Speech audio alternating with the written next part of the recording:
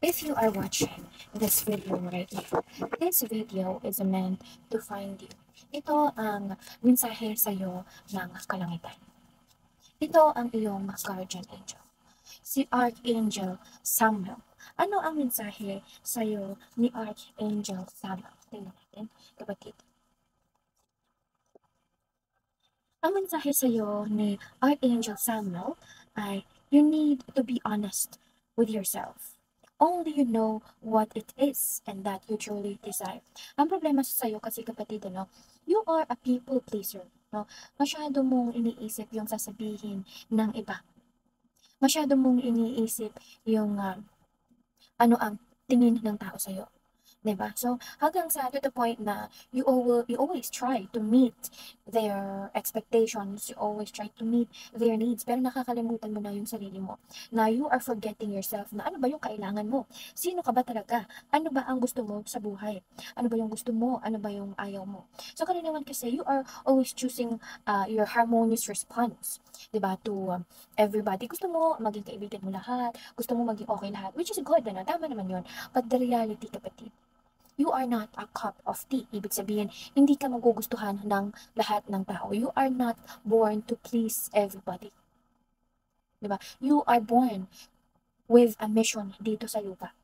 So, yun ang kailangan mong malaman, yun ang kailangan mong isipin, yun ang kailangan mong pagfokusan.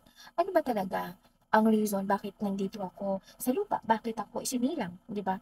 And for sure, the reason is not to please everybody. Yun ang sigurado ko kasi hindi lahat ng tao magkugustuhan ka. 'Di ba? Pero tama na kailangan magkaroon ka ng harmonious relationship and you should act with wisdom and grace, 'di ba? Para maging mabait sa iyo yung mga makakasalamuha mo. Kasi at the end of the day, no man is an island. Hindi ka naman mabubuhay na mag-isa, 'di ba? Hindi mo naman kayang mabuhay na mag-isa. Pero hindi ibig sabihin nun ay kailangan mong i-please ang lahat ng tao. You need to let go the people that no longer serves you. The people no longer give you peace of mind, 'di ba? The people that no longer give positivity sa buhay mo, no? Puro ka toxic and negativity ang binibigay sa iyo. You need to let go of those people around you. You need to let go of those friendship na hindi naman alam mo na hindi makakabuti sa iyo, 'di ba? So, yun ang mensahe sa iyo ng iyong Archangel Samuel or ang iyong guardian angel na si Samuel. Okay? At kung nag-resonate ang video na ito sa iyo, i-comment ang word na I claim positivity.